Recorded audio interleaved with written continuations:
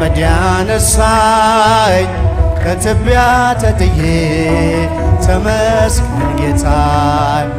ድንጋይ የጨበጡ ፈራጆች ከበውኝ ነውሬን ዘርዝረው ጌታ ፊት አቆሙኝ።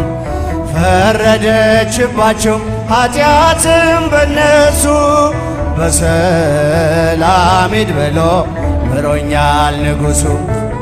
በሰላም ሂድ ብሎ ምሮኛል ንጉሡ። ባለውለታዬ ባለውለታዬ ባለውለታዬ ከአመድ ያነሳኸኝ ከትቢያ ተጥዬ ተመስገን ጌታዬ። እልል እልል ባለውለታዬ ባለውለታዬ ከአመድ ያነሳኸኝ ከትቢያ